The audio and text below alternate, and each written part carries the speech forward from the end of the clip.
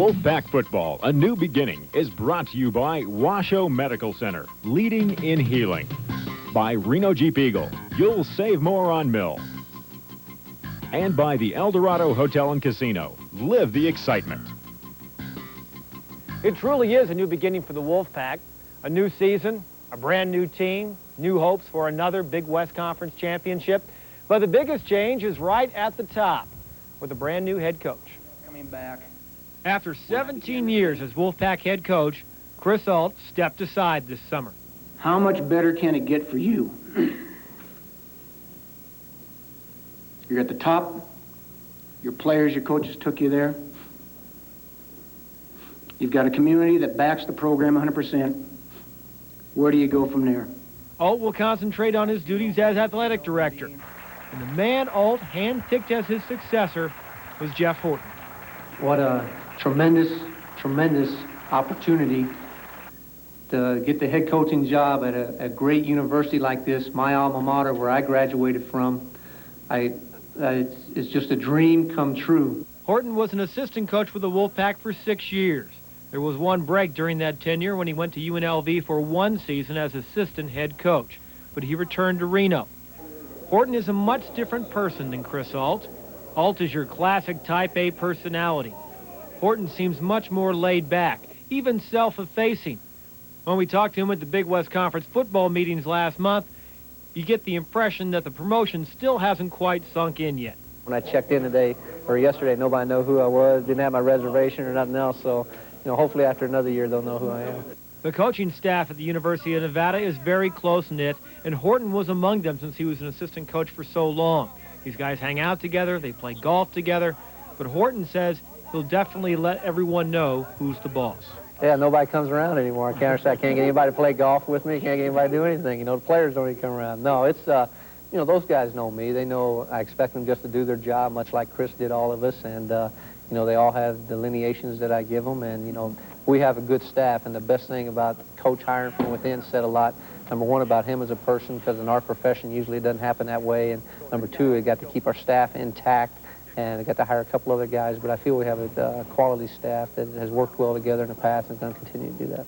And the early reviews are good. I think he's going to bring some more enthusiasm, spirit to the team. It's just new blood. He talks to you just like you're a person, not like you're a piece of meat or a robot. And I think that's what everybody looks for. I think that reason right there is going to make even our players work harder and be more of a better team in the coming years because of him. I think I'm different than Chris Ault. Chris is, stern, boom, boom, boom, one way to do it, and not that I'm not stern. I think my kids know where I draw the line, but you got to be your own person and put your personality in the team, and I think when you do that, when you try to be yourself, you'll be more successful. Horton says don't expect any radical change in the offense or in the defense, and he does acknowledge that anything short of going to the Las Vegas Bowl will be a disappointment. I think the people in Reno expect that. We made the mistake last year winning the championship in the first year. If we hadn't won it, people say, it's okay, they're growing, but now winning it, that makes a difference. And but that's good. That means your program's arrived, and we want to stay on top. And we know everybody.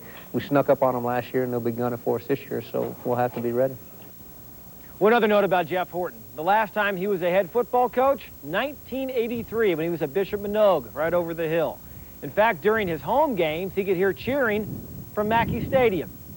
Coming up next, we'll take a look at the Wolfpack defense. There are some big holes to fill. Stay with us.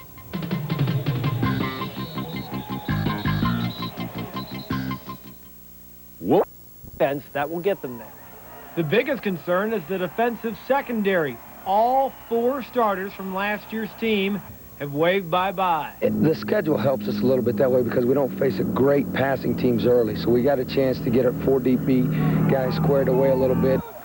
It's going to be exciting. I tell you, we're as athletic and fast as we've ever been on defense. Now we have 0 game experience, and so we're going to have to make up with this with some effort and enthusiasm and get after guys.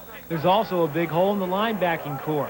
Last year's leading tackler, Lamont Porter, didn't make grades. He's not on the team this year.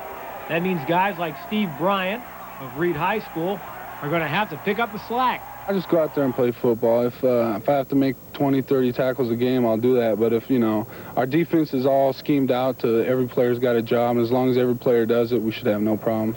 But just because there are some question marks doesn't mean the Pack defense will tiptoe through the schedule. As strange as it sounds, this is an offensive defense. The philosophy here is make something happen.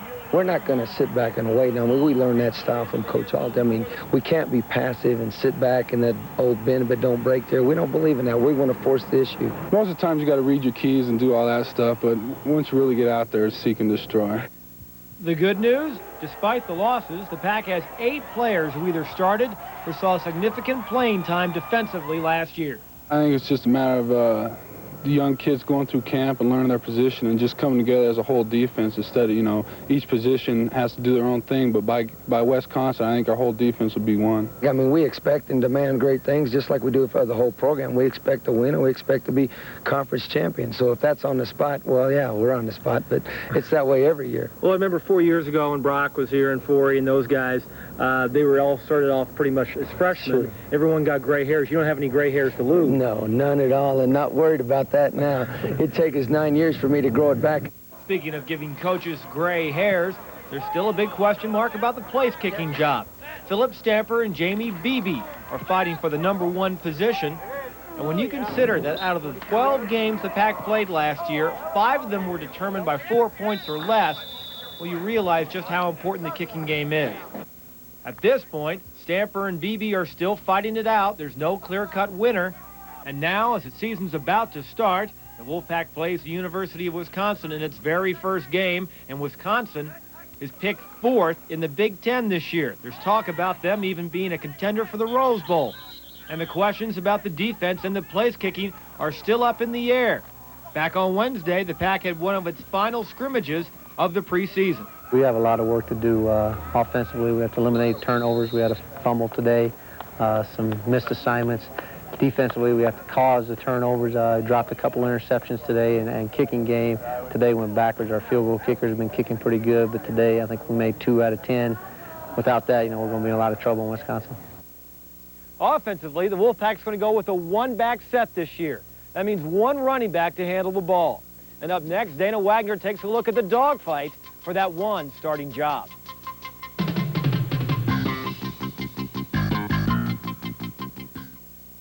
Wolfpack Football, a new beginning, is brought to you by the... So you figure there'd be plenty of room at Mackey Stadium, right? Well, that may be true here in the stands, but not on the football field.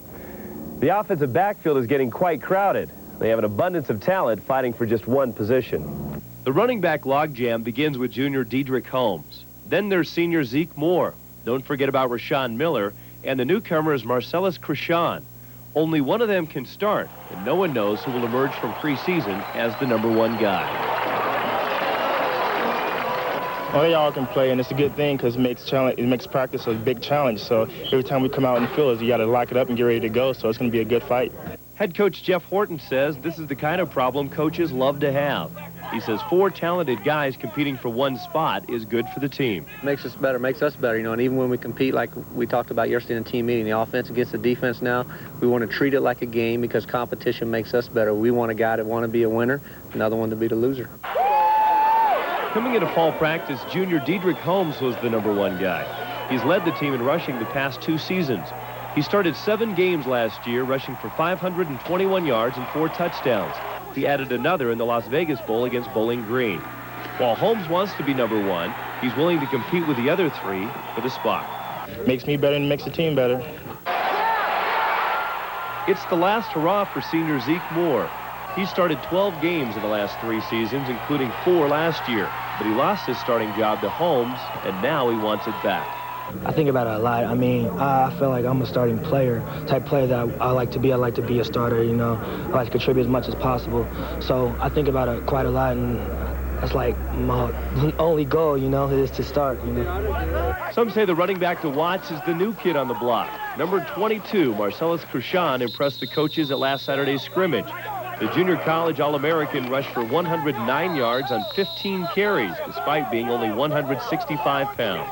Yeah, you got to understand, there was David and there was Goliath.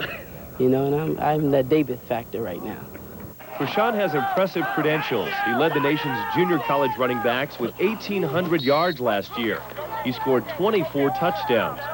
He's one of the Pack's most coveted recruits, a running back who's very quick. a guy who wants to take the #1 job away from Holmes or Moore. We're friends, you know, we're teammates. I understand those guys' positions, but they also understand my position. I'm a junior college transfer, and I'm not coming here to sit on the bench. And if I do, then it's my fault I do. No one wants to sit the bench, but only one guy can start. Seems like an impossible equation for Coach Horton to keep everyone happy.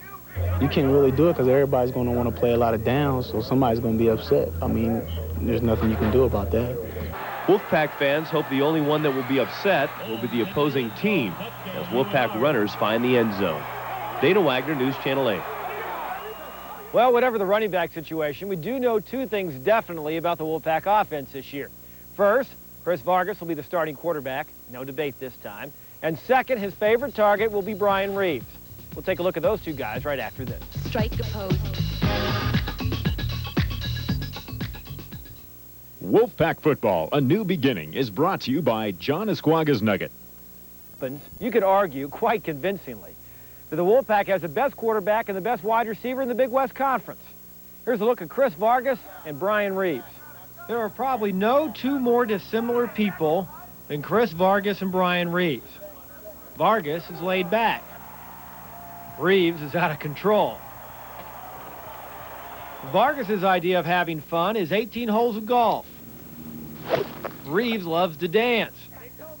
And it doesn't take much prodding to get him to strike a Heisman Trophy pose. But there are some similarities. Both guys are not heavily recruited out of high school, but both have proved their critics wrong. I mean, I took some trips somewhere, and they just kind of looked at me and just kind of looked up and down and said, you know, it's nice having you here. See you later. And, you know, a lot of people said, oh, you're too small, you're too slow, and what have you. And, you know, it's just nice to go out there. And, I mean, it's nice satisfaction for me because I knew I could do it. If you're a receiver, I mean, that's what you're supposed to do. You're supposed to catch passes. So if they're throwing the ball, I mean, you're supposed to do everything in your power to catch the ball. And I figure if he's throwing it to me, you know, I'm going to catch it. I'm not going to let nobody else catch it. And both guys have become stars at Nevada. Vargas for his remarkable string of come-from-behind victories, and Reeves for his ability to make the catch and make the big play.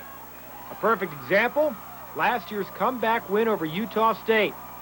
Vargas did the passing, and Reeves did the catching, including the game winner with 1:12 left on the clock.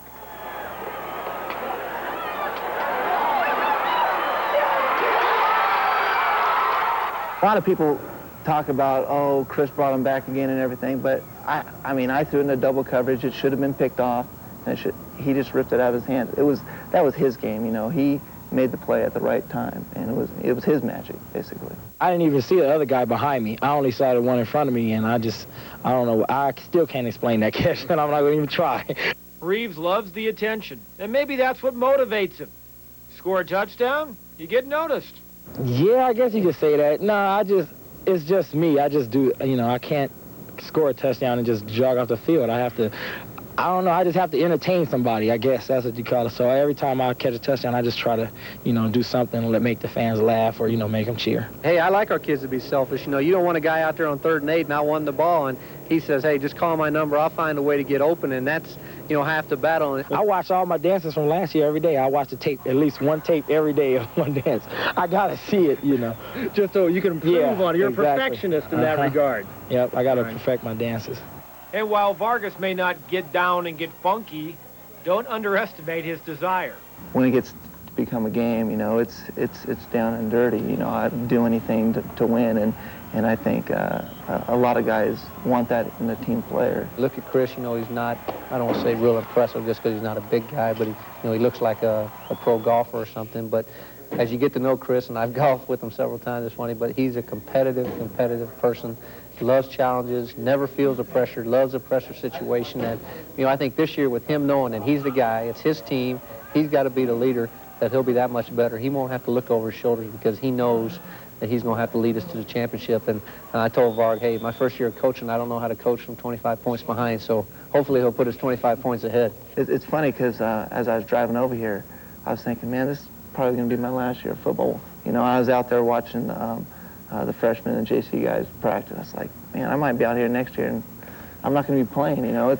It's just a different feeling. I'm just going to go out and try to enjoy this year and make a lot of memories. But Reeves has plans on playing after his senior season. He has his heart set on the NFL. Oh, yeah, that's been my dream all my life, and, you know, I'm not going to stop now. This is my last year here, so I want to go out with a bang and just try to do everything I can to help me get to the next level. As for Vargas, long after the cheering stops, he'll be perfectly happy with a degree in accounting and frequent trips to the golf course. In fact, Chris has a plan. My goal is to retire when I'm 49 and go on the senior PGA when I'm 50. So I got about 28 years in practice, so hopefully I'll get there. By the way, Reeves only needs to catch 33 more passes to set the school record for the most receptions in a career. Up next, we'll take a look at the Wolfpack's opposition as our Wolfpack preview continues. Wolfpack, but what about the other teams in the Big West Conference? Let's separate the contenders from the pretenders. This season, the Big West Conference has adopted a consortium format for football only and has added 4 new schools: Arkansas State, Louisiana Tech, Northern Illinois, and Southwest Louisiana. The 4 additions mean that 10 teams will be competing for the conference championship and the right to play in the Las Vegas Bowl. Well, I think it's truly the best thing that the conference could do. I think it's also a situation where some more expansion in the eastern part would be of benefit. For instance, we're getting coverage in Dallas newspapers, we're getting coverage in Chicago newspapers, things that we would have not gotten. I think it gives us an opportunity to be proactive and not sit around and wait and see what other teams in the country do. I think Independence Bowl is here today as a result of expanding interest as far as the bowl teams are concerned, because we're including more teams, and I think it'll get bigger, and I think it'll be 2 divisions one of these days. Then I think there'll be a playoff for the championship to go to the bowl game, and I think that's going in the right direction in college football for us. Well, here are the preseason predictions for 1993 from the Big West coaches.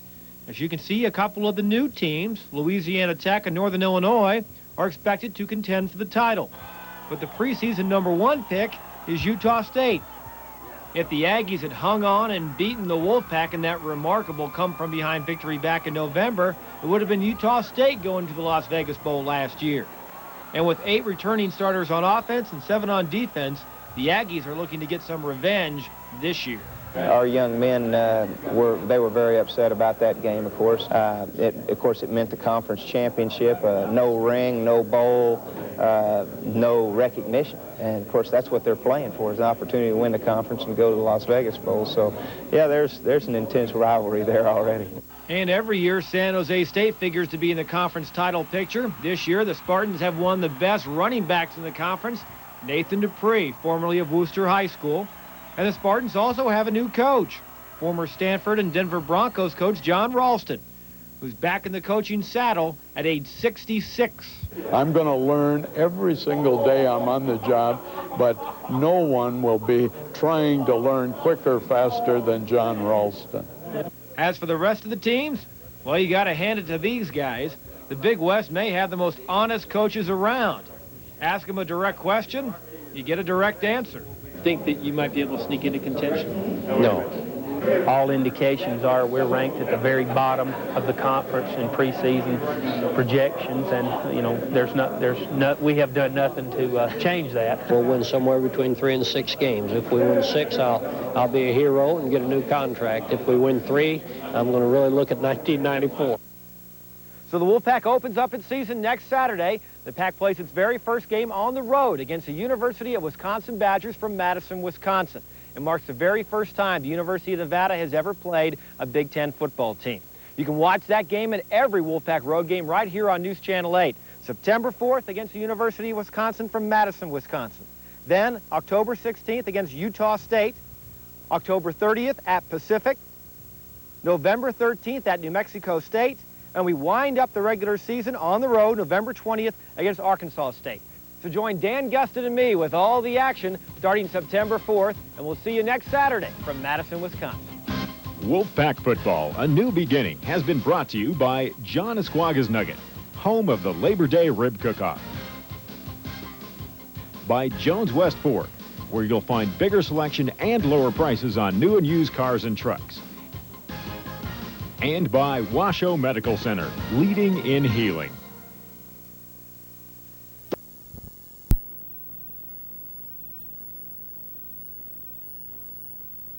Pack Attack 93 going prime time. Next. The best thing since Mom's apple pie. Coming up next, Pack Attack 93, a preseason look, if you will. Ah, the sports of gentlemen. We'll explore the defense, the offense, the new coach. Biscuit? The season schedule. We'll revisit our most delightful 92 season. You'll have to lock it in. So stay with us for Pack Attack 93, the preseason special.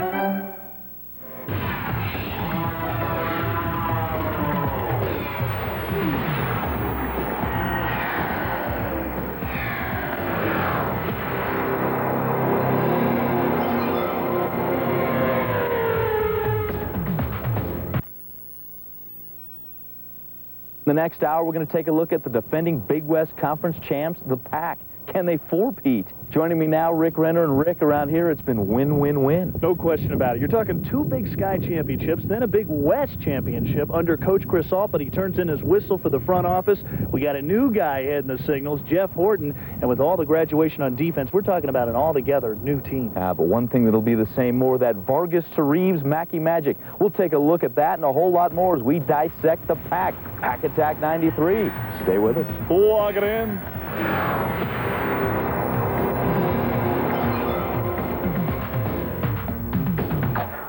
Take it, 2 for the 50. Yeah, the Pack will be a hot ticket in 93. What a 92 season. Another win over Las Vegas. They're the only team to jump divisions, go into Division I, and they win the title. Let's take a look back at that glorious 92 season.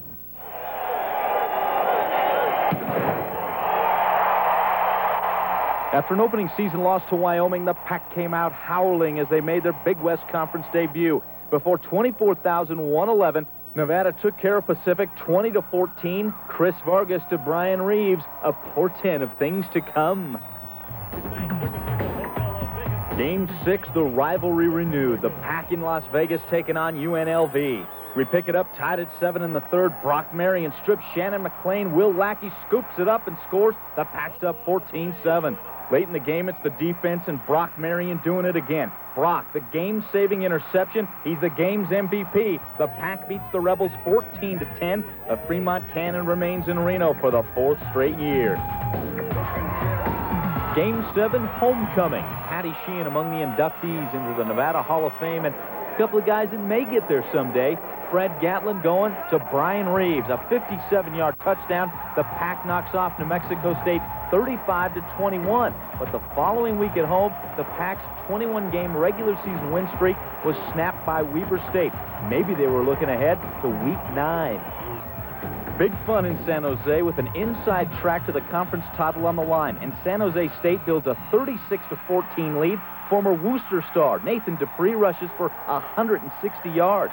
But the Pack would rally. They score 28 second-half points. Brian Reeves, 15 catches for 161 yards. Chris Vargas comes in for Fred Gatlin in the second half and throws for 333, but the rally falls short. San Jose State hangs on 39-35.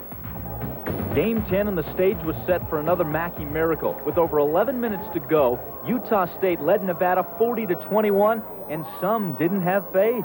Abracadabra, it's Vargas time. First, he hits Michael Stevens on a beautiful 15-yard touchdown. Utah State scores to go up by 19, but the Pack would answer. Brian Reeves gets in the end zone, and it's 47-35. Now, with just over 2 minutes to go, it's Vargas to Reeves again. Vargas, 5 TDs for the game at 388 yards. The Pack's down 5. It's onside kick time, and just like the year before against Weber State, the ball bounces Nevada's way. Steve Lester, the kick. Keith Eaton, the recovery. Now, 2 minutes to win it. You're now watching what could be the biggest play in Nevada football history. Chris Vargas to Brian Reeves. What a catch! They do it. They pull off another Mackey miracle. A 28-yard touchdown. They came all the way back to defeat Utah State 48-47. I've been through so much at this university that I thought nothing would amaze me, but man, oh man, never count us out, huh? Vargas had his average comeback day. And I don't know how to explain it. God's blessed our team. He's blessed me. It's been great. God bless Vargas. Yes. Game 11, and the Pack seniors bid farewell to Mackey Stadium. It's an easy finale against Texas Southern, and quarterback Fred Gatlin goes out in style. He throws 3 touchdowns and runs for 1. The Pack wins easily 38-14, and on this same day, San Jose State loses. So the Pack, outright Big West champs. Hello, Las Vegas Bowl. The Flying Elvi would have nothing compared to the show that the Wolfpack would put on in the first ever Las Vegas Bowl. Oh, a frigid, cold night in a Silver Bowl. Nevada taking on Bowling Green. And the Falcons would make it look easy early, muscling up on the ground, and then some brains to go with that brawn. The flea flicker to the quarterback, Eric White. Bowling Green's up 28-3 at halftime. Chris Vargas replaces Fred Gatlin, and the magic act begins. First, the touchdown pass to Mike Sr. Then, behind a wall of blockers, Diedrich Holmes plows into the end zone. Make it 28-17. Keep on swinging, and Chris Vargas does to his tight end, Tom Matter. And after 3 quarters, it's 28-24. And in the fourth, the Pack doesn't skip a beat. Brian Reeves slithers his way into the end zone, and the comeback's complete. Down 28-3 at one point, Nevada now takes a 31-28 lead, and that comeback magic on display for the entire nation. But did it happen too soon? With 1:45 to go, Steve Lester drops the snap, and Bowling Green set up at the 15. The Pack D forces a 4th and goal with under 30 seconds to go, but Eric White hits David Hankins, and it's over. The Pack comeback is spoiled. Bowling Green wins 35-34. We keep our heads up because we kept that Wolfpack tradition going that don't quit, and we just didn't quit and just kept going. We are now on the map.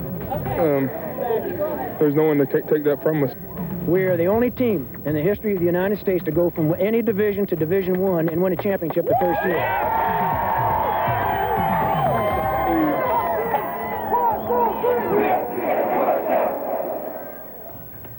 With that 92 season, Chris Ault thought he had brought Nevada football to the pinnacle, to the Las Vegas Bowl. In fact, that was when he realized he didn't want to coach anymore. But it's just going to be weird. It's going to seem like the sidelines are empty without Coach A. That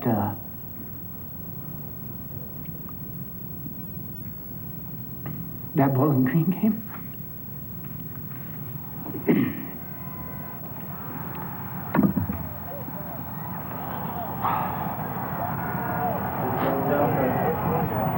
But that Bowling Green game was the greatest thrill of a lifetime. And I'm telling you, you saw kids, coaches, emulate what Wolfpack football is about. And it was after that game that I began to think, how much better can it get for you? As I got into that thing, and boy, things start flashing back, and you see your old players there and the coaches, you could not, your mind cannot control your emotions. And I really thought I've got it made, but I think back at it, Rick, I think it's a historic moment in my life. Emotions of seeing the Joe Caspers at 6'7", 285 pounds, standing in front of the team and crying like a baby, and how much he loved the team and the camaraderie, and Shahryar Pradanish grabbing him, and Chris Vargas, who was MVP, grabbing the other players. I mean, it was such an emotional experience that I had that it's something, it's a treasure that you never want to lose, and walking out of that locker room, I didn't realize that I'd be getting out of coaching that time, but I know there was a real fulfillment of satisfaction, of, man, we've made it, we've come. I mean, being 18-point underdogs and should have won the game, it was a thrill, and it just showed me that we're where we belong, and we're going to get bigger and better. After he resigned, I gave him 48 hours to get out of his office and everything, and last time people saw, he's walking across the parking lot dropping pictures and stuff, but he's been very good to me and the staff. He helped recruit all these players here, and I'm just excited about the opportunity to follow him. He's a great legacy that I got to follow, but I'd rather do it that way than take over one on the bottom. The pressure's more getting on top right from the start, but that's what I coach for. Yeah, I miss him. I miss his talks, his motivational talks, his comments out on the field, the way he coaches. I mean, he jumps everybody's butt, but it's for a reason, It's just to make you better. He can really pump you up, but I think Coach Horton's got that same quality. Motivates you. It doesn't matter what you do out there, they're going to find a way to win. And he's instilled that into our kids, and he's instilled that into Jeff. That's why Jeff got that job, because he's carrying on that tradition of Nevada football. All indications are that one of the reasons why Alt resigned and stepped up in that athletic director position, he wanted that cannon. He's got a case up there that he's built. He put that thing out in his yard. Did he really do that? Is there any validity or truth to that? Rick, there will be opportunities next year. I'm aware of a couple of them at this particular time. And, you know, to be very honest with you, I didn't get out of coaching to get back into it. What's the first thing that comes to your mind when you hear these names, okay? Brian Reeves. Doofus. I hope Brian sees that. Let me tell you this. Brian Reeves has the most potential of any player I've ever coached. Jeff Horton. Good person. Chris Hall. Oh, and well, there's a lot of thoughts on that one. You know, I don't know if they're all good though. Coming up on Pack Attack 93, we'll take a closer look at Chris Salt's replacement, Jeff Horton, and we'll go up close with Brian Reeves. Pack Attack 93 goes prime time. Stay with us.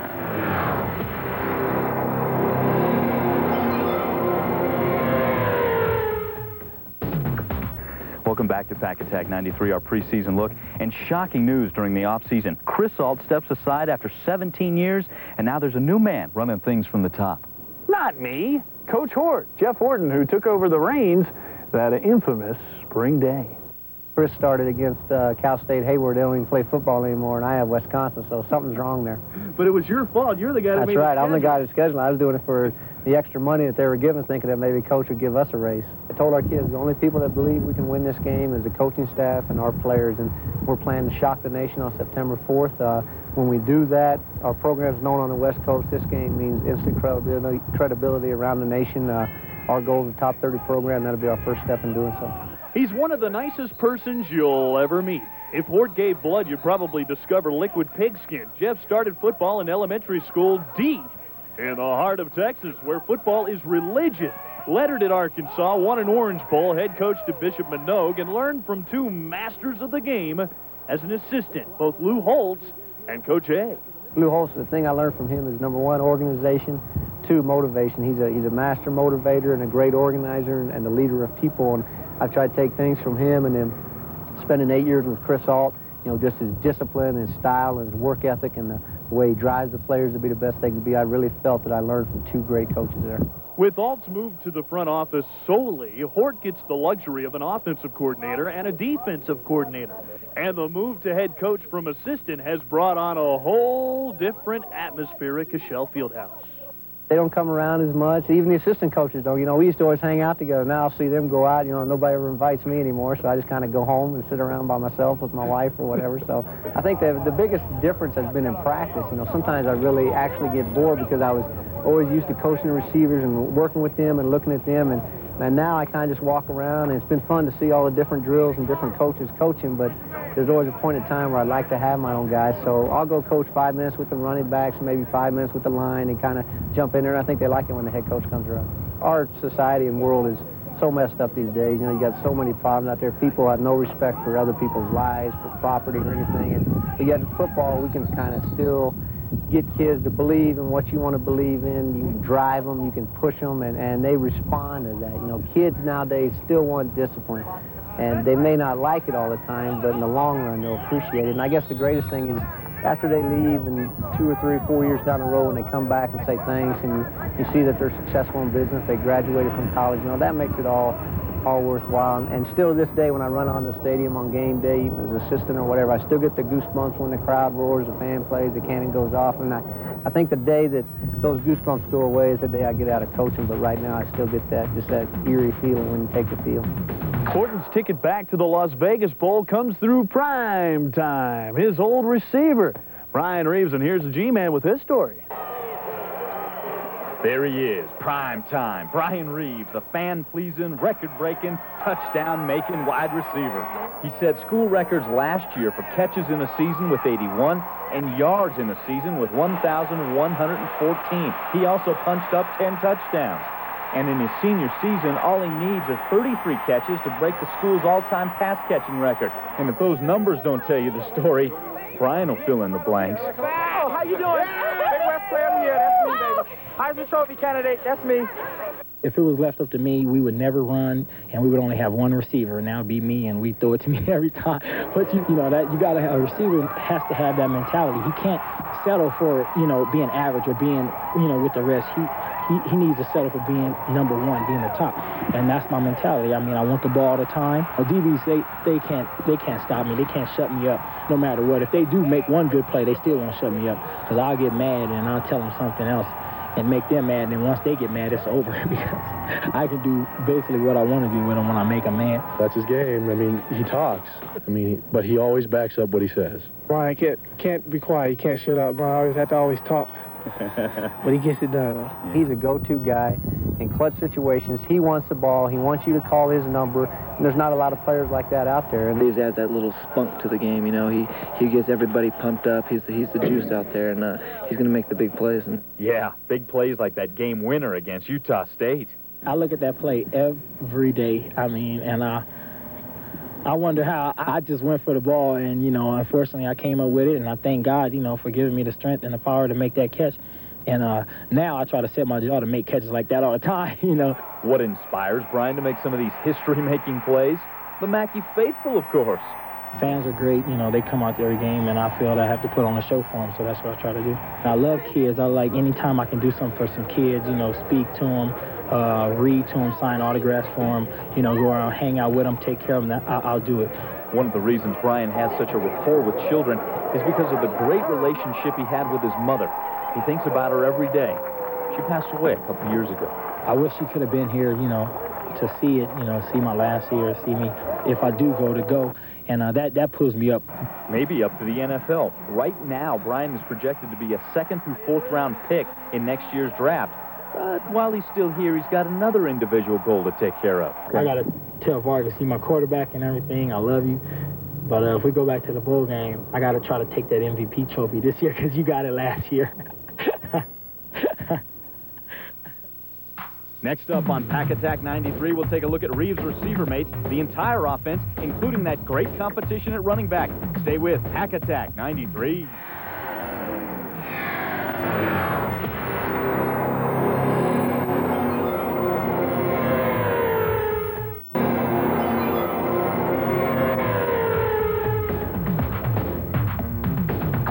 Sure, there's always a lot of excitement with the Wolfpack passing game, Airwolf, but this year, some stars at running back. That's right, the return of Zeke Moore, Diedrich Holmes, but the guy everybody's looking at, the speedster, the junior college rusher of the year, Marcellus Quishon.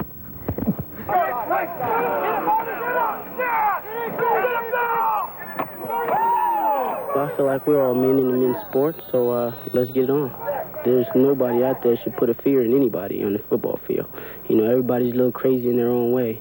Fearless Marcellus has brought a reckless style of running with him from Saddleback, where he was the nation's best JC runner. What a blast to watch him play. Jeez. He's like a ricochet rabbit. Marcellus competing to be number one. All those other guys know, heck, my job might be on the line if this guy performs well. Yeah, great competition in running back. Can the bruising veteran Zeke Moore outduel the speedster Marcellus? I would love to be the go-to guy. I'm fighting the best I can, doing the best I can. I know I have a lot of competition, but I just want to just keep doing the things I'm doing, do the best I can. Hopefully I will be in that #1 spot. If not, I'm going to work until I get there. Another muscle back with a shot at the starting spot is Diedrich Holmes. The senior led Nevada in rushing last year with 557 yards. It's probably been Division I. We're getting better athletes now, so it's a lot of competition as opposed to the last few years I was here. It's just like two guys know they're going to play, and that's the end of it. But now we're deep at every position. And the other guy that could get the start is Rashawn Miller. The sophomore rounds out the big four that will be fighting it out for most of the playing time. A couple of other names to keep an eye on. The sophomore from Reno, Steve Mayville. And a late arrival to camp, Damon Lynch. He rushed for over 100 yards in the Pack's final regular season game against Texas Southern. But all the talk seems to center around Marcellus. He is quick. He's one of the few guys that can play tennis by himself. You know, he's that quick. And we haven't seen any speed like that here in Nevada since I've been here. And I know Frank Hawkins and those guys, they weren't fast. They were just big old plow horses. Chavez Folger thinks he was that fast. He's not even in this guy's class. But let's bounce it over to Rick Renner now with a look at the wide receivers. Gone. Chris Singleton to professional baseball. But oh, what a talented, infected group of receivers the Pack have. Looking to take the freeway to success. I just feel that, I got to get to the end zone, got to get the extra yard, first down, 1st and 10, 1st and goal, touchdown, I just, when I get the ball, I don't know, not bringing me down, I got to run hard, run forward, not backwards.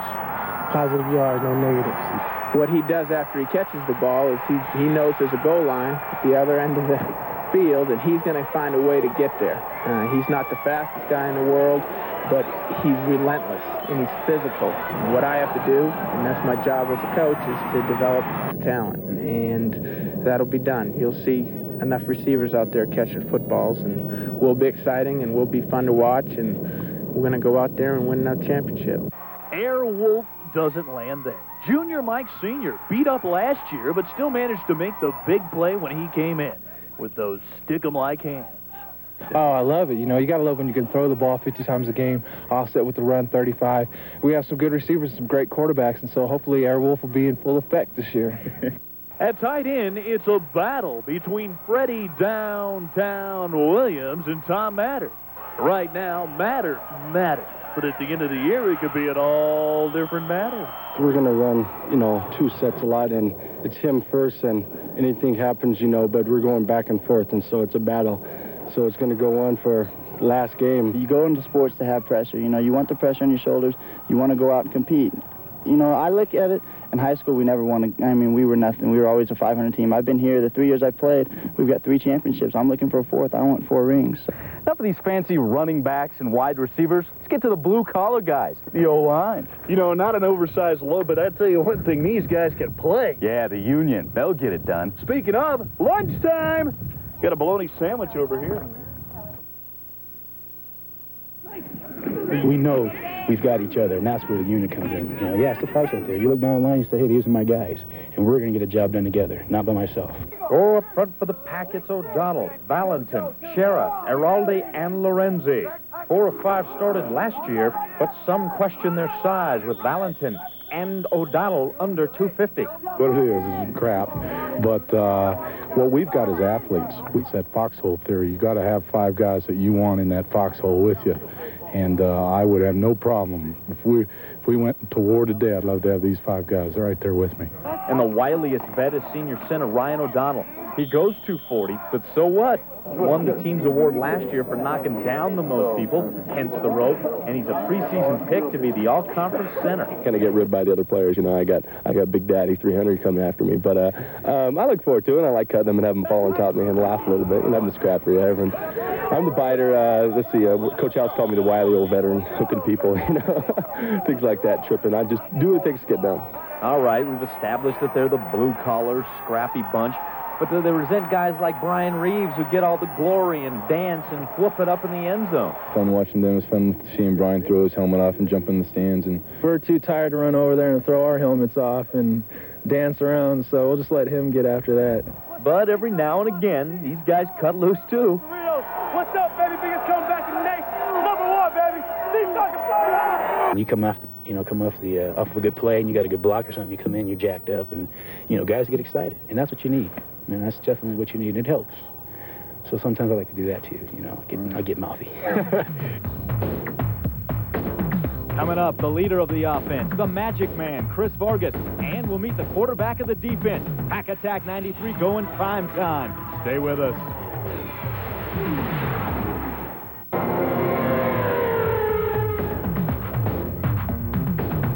Welcome back, and I'm sure we're looking forward to more Mackey Stadium magic. Chris Vargas is back, and Rick Renner's in Mackey Stadium right now trying to drum up his own magic act. Hocus pocus, you're out of focus. You're the star of our show. Hey, smile. You're the magic man. The Magic Man's 4 most memorable tricks. Circus Vargas open for business. November 2nd, 1991, down 42-14, late second frame, #1 ranking, Big Sky Championship, 20-game home winning streak, all on the line. And the Magic Man comes off the bench for 41 unanswered points for the greatest comeback in NCAA history. 346 yards via air, Vargas, and 2 touchdowns. Phase 2 is It's true. A week later, Bard gets the start at Montana, trailing 28-14 fourth quarter. Circus Vargas pulls a whopping 445 yards, 2 touchdowns out of his hat for a school record-shattering performance that took 2 overtimes. Another time to remember, back in November, down 28-7 at intermission, fans off to bingo, but Circus Vargas hit Keno. 388 yards, passing 5 touchdowns, all in the second half alone. We're probably like about the 35-yard line, 30-yard line, and a little slot formation out to the left, and you know, they're playing a 2-deep coverage, and we get out there, and I just want to complete the ball, just keep the momentum going, and I drop back, and no one's open. And all of a sudden, I see Reeves. He's running a little corner out to the end zone, and time's running out for me to hold on to the ball, so I just let it go. And as soon as I threw it, I'm like, oh, no, it's going to get picked. All of a sudden, the guy jumps and right over Reeves, and they all fall down. And I'm going, oh, no, you know. And all of a sudden, the referee puts up his hands, boom, touchdown. I'm sitting there going, what? Touchdown?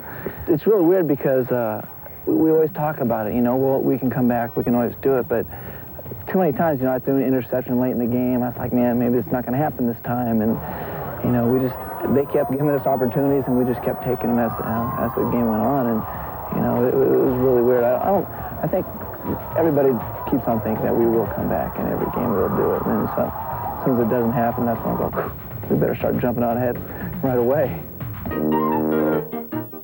Viva Las Vegas Bowl. Down 28-3 at half, the Magic comes roaring back against almighty Bowling Green of the Big Mac. 31 unanswered points, no mustard please, only to lose on a special teams blunder, but it didn't steal the MVP thunder.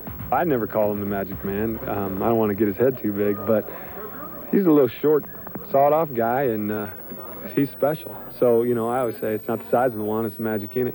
He started at about 7 years old. Wow. Yeah, I started real young. I want to be just like my older brother. You know, he was Mr. Football, and he was everything to me. And, you know, I'd follow his footsteps. I'd put on the Joe Namath outfit and run around the backyard and did all that stuff. So I started young. I was running back, linebacker. I was a big guy then. I was a big guy. What happened? Started eating my weed or something. I don't know. I think I've really grown, not just on the football field, but as a person off the field. A lot of the pressure between me and Fred, you know, nothing between me and him, but you know, what you guys created, like the media and everything, said, oh, it's controversy, it's this. And, you know, it took a little bit of toll on us. And, you know, you sit there and you go out to practice, oh, man, he completed 5 in a row, I got to complete 6 in a row, and things like that. And, you know, my coach said, hey, step back. You know, why don't you guys just compete against yourself? You know, if you do 4 for 5, try to make it 5 for 5 next time, just against yourself. And that'll take the pressure off of competing against each other. I think that really opened my eyes to a lot of things that I can take on to later on in life. You know, we always rise to the occasion. And I think we're just going to go out there, and it's going to be nice and easy, relaxed. We don't have to have the pressure of being number one. But we have that mindset we are going to be number one. And at the end of the year, we usually are. I will put Vargas up against any quarterback in the nation any day. You know, as far as leading the team, you know, he doesn't have the mobility that Charlie Ward has, Marvin Graves. His arm is just as good. He can read. I think he reads defenses better than any of those quarterbacks. He's probably the best quarterback that I've had in my life as far as reading defenses and getting the ball to you when it's supposed to be there. He is the best. Well, the quarterback of the defense, surprisingly, was a quarterback himself way back when. Steve Bryant was a scrawny 190-pound QB for Reed High School. Now he's a snarling 6'4", 240-pound linebacker that could end up in the NFL. Let's take a look at the pride of Reed. Oh, look at Stevie Bryant. There's his senior picture back in 1989. Nice tuck, Steve. And there's Steve as the skinny quarterback. Ooh, how times have changed. Hey!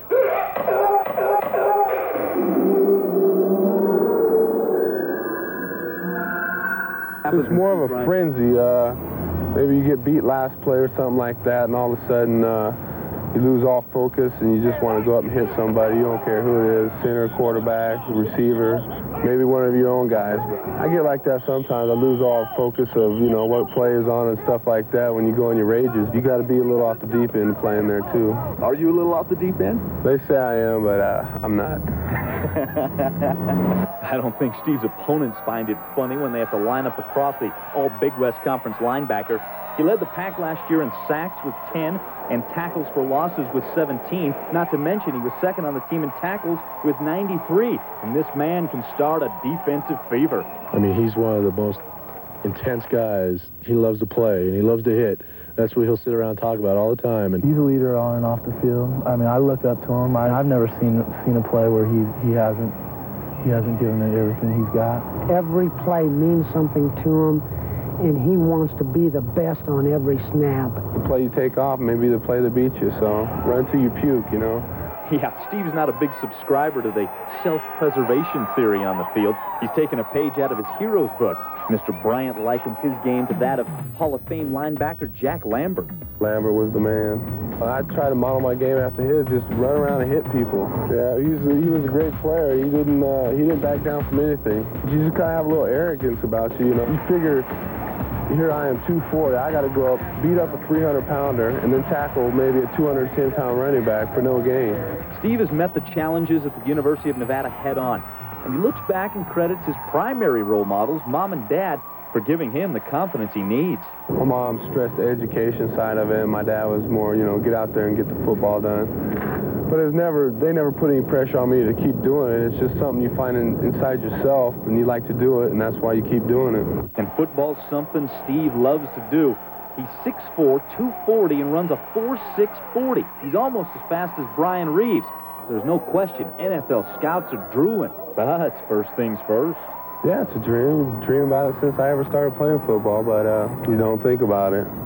Think about it, your head gets about this big, and you throw away your senior season. If things happen, it happens. If not, I'll get in the rat race with everybody else. And after Steve's football career, he may want to follow in his father Hank's footsteps and become a police officer. And I don't think it'd be too wise to mess around on Steve's beat. Coming up, we'll take a look at the rest of that Bryant-led defense. We're just revving it up. Pack Attack 93 going prime time.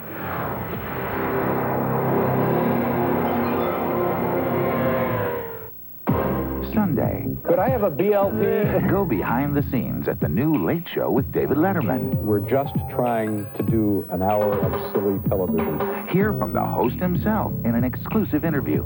See how they turned the Ed Sullivan Theater into Dave's new home. I saw Topo Gigio, the old mouse that's in a stairwell eating an old grilled cheese sandwich. A conversation with David Letterman. The years have not been kind to Topo Gigio. When you think DuPont Stainmaster, think Washburn Carpets. Why?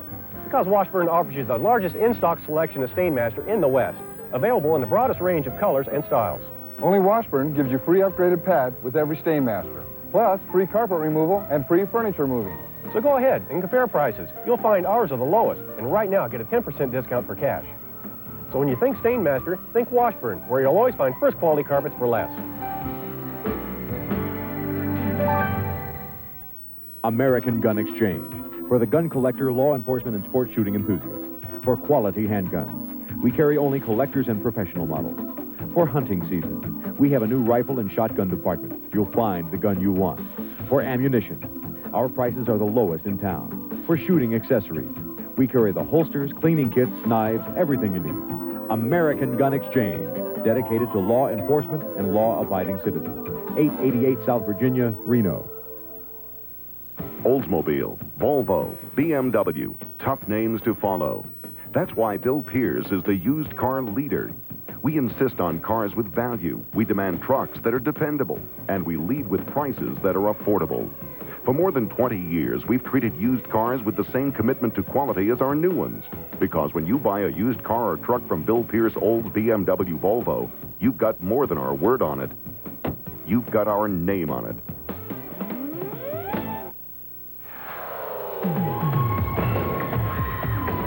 Welcome back, and the big question on defense, the secondary. They don't return one starter. Man, that's 4 of them gone, 2 of them to the NFL, but can these young guys push their way to greatness? Nobody knows them right now. I mean, we're just people in uniforms right now. It's our job to go out and make a name for ourselves, and they have all the opportunity and ability to get it done. Now's their time. They've got the opportunity. When they show what they can do, then their names are going to come up. Done like yesterday's lunch, one of the greatest secondaries of Nevada football history. Forey Duckett, 5th-round selection, Cincinnati Bengals. Brock Marion, a lock Marion to make the Super Bowl champions.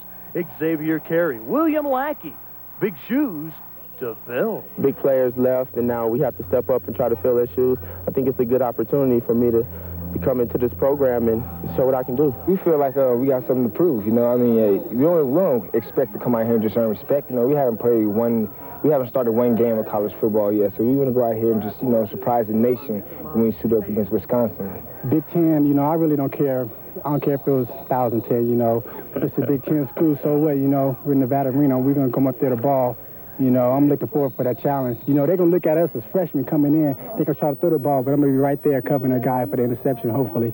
One guy all too familiar with pressure, Clayton Lopez, who spelled Xavier Carey in the Viva Las Vegas Bowl. Yeah, this is a different role for me. I'm a guy, you know, with a little bit of experience, not much, but I try to, in practice in the games when that comes, I try to use my experience to guide the, you know, the younger guys.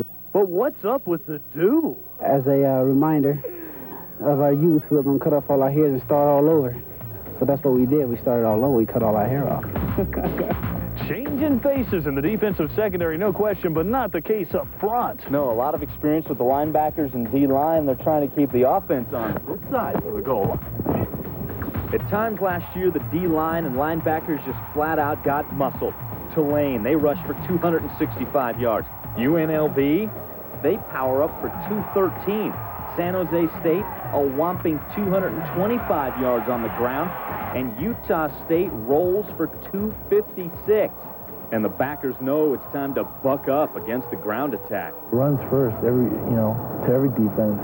Defenses, you know, you want a goose egg and you want 0 yardage against the run. I mean, especially the front seven. That's where we take all our pride in. It will be Andy Boo and Steve Bryant's job to stop the run from the inside linebacker spot. And Mr. Bryant, the leader on D, is sick of hearing about the O. So far this year, all the talk's been about the offense and how they're going to put all these points on the board. Hell, we're going to be in some close games. We don't want to be giving up 40 points and rely on the offense to score 50 points. So we're taking it as a defense. We're taking it on our shoulders, not to give up the big scores. And the guys applying pressure from the outside are former Hug High star Marty Washington. He started every game last year. And look out for Thunder Dan Leda. The senior was slowed last season by injury. He says, this year is mine. I'm not going to wait around for anybody to make a play. I'm going to, do what I can to, make my own. Short, to the point.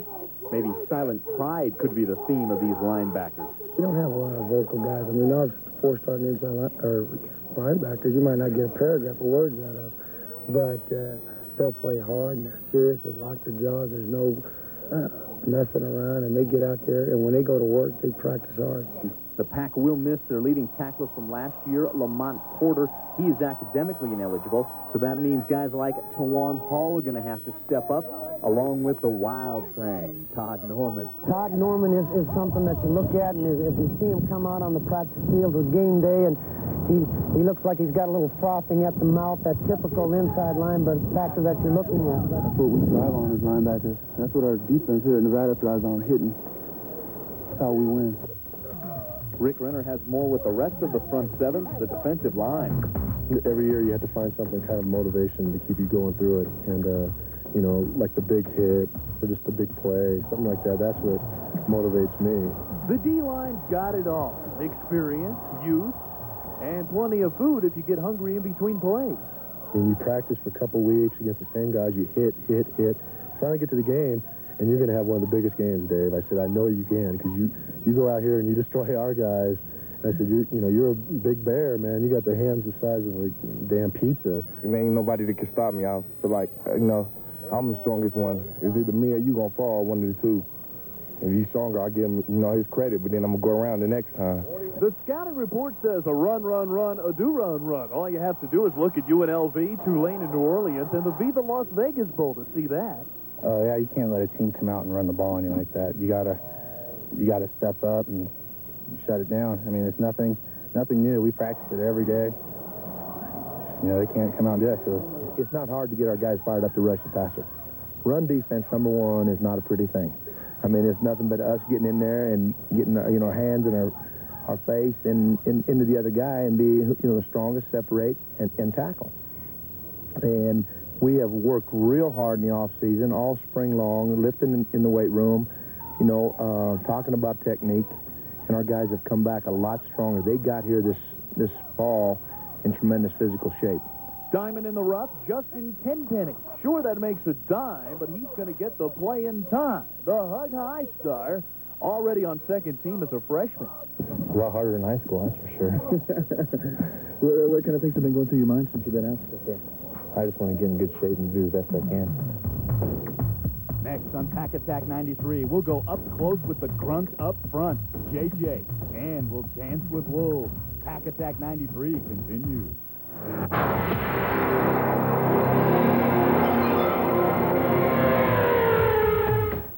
This loss right here in the weight room. If that's the case, Jimmy Jones could be the most valuable player. Hey, Mike, you're not kidding. You know, Jimmy Jones is the strongest guy on the team. He can bench 425, but that's nothing. Check this out. Give me a spot, G-Man.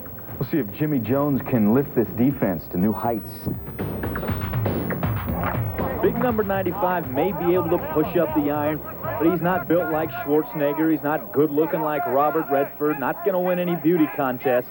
Jim Jones is just the grunt up front on D. Jones comes in, and he's going to wade through it, and he looks like he's about to die after every snap, and he gets back in the huddle, and he goes off again, and then he's, you know. And so that ain't a pretty position. You can't be a pretty guy in there. We're the kind of guys who walk around campus, and the girls are afraid of us, and, you know, we're scary looking and all that. But, you know, we're just like normal people off the field. Yeah, normal people with normal nicknames. Me and Jim, it seems like we have a different nickname each week. One week we'll be the Freebirds, or we'll be the Hollywood Blondes. That's watching too much TV, too much wrestling. Yeah, wrestling is a pretty good description of what Pack star defensive tackle Jim Jones does, and man, he loves it. It's fun. I mean, especially when you get into talking wars out in the field, like after the play, and you're punching each other, and you're talking the talk, you know, and at that point in the game, the pride factor even more of a, you know, that next play you just want to rip each other's heads off, you know. But that's what football all about. That's the fun part. And he loves to play. He ignites our defense by the way he plays, and he is a leader on our front. Jim Jones is the prototype no-nonsense lineman, but he does have a soft side. Jim's father died when he was 6. Since then, his best teammate in fighting life's wars has been Mom. Her to watch me is, you know, maybe having her watch him, you know, and we look almost exactly like me and my father did. So she's my biggest fan, and she's my best friend, and she used to bring a horn to high school games, and she'd blow up foghorn, you know, and with the boat ones, and they used to throw her out, but she'd stay and yell, and you could still hear her. Jim still listens for his mom at games, but he's also hearing something else now, the ticking of the clock that could end his football career. Now, he may get a shot in Canada or the NFL, and if that doesn't work out, he may create a league of his own. I love a sport. It's something I couldn't live without. I mean, I'll be playing it on the field when I'm 50 years old with the guys in, you know, in blue jeans, hopefully, you know, because I'll miss it so much. But, yeah, I'll miss it a lot. It's my life. Jim Jones plays with a lot of emotion, but he's about the last guy you're going to see doing one of these Brian Reeves-like dances. The fans love him, and Rick Renner takes us through a dance with wolves. Care to dance? You lead.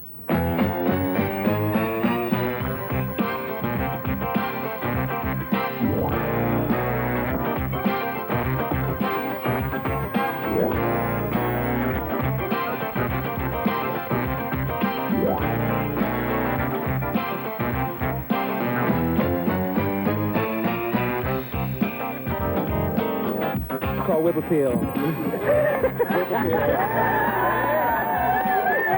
Back to back. Gotta go like this. Ball game, baby. Viva Las Vegas. He can't touch Viva Las Vegas, baby. Shoot him up. Shoot him up. Shoot him up. Shoot him up. Shoot him up. I gotta go home and practice my little dance. It'll be ready for Saturday. It's probably called Pack Attack. That's what it's, yeah, there it is. It's gonna be called Pack Attack. Don't touch that dial. More Pack Attack 93 coming at you. We're going prime time.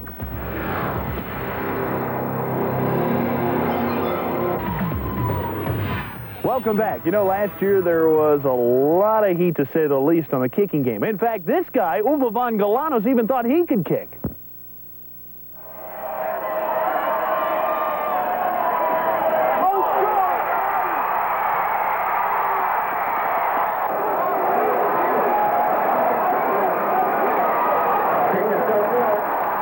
Yeah, you're right. We looked a long time and hard to find a guy, because you know and I know you win it with the kicking game. Jim House is in the house with the new mouse. True Frosh, Philip Stamper from Oklahoma. They call him the OK Kid. That's for Oklahoma and a foot to match. Listen, Deos is real good, and Kevin McKelvey came out of here, and he had a pretty good shot, but I'm just hoping I can go in and do my job over the next 4 years and be there myself. And that's not the only kick in the grass. How about junior college product, punter Armando Avina? Great kicking name. Yeah, he's a great athlete. When he was a senior in high school, he played in the Stockton area in a North-South Shrine game in the Coliseum, kicked 2 50-yard field goals and was named the player of the game. So this guy is a talented guy. It's a big opportunity. I didn't watch the bowl game, but I heard about it, and I heard about it a lot. And I just feel I could come in and do the job. This tantalizing two are front-runners for Wisconsin opening day. But the biggest bonus of this deal, AA holds for Kid OK.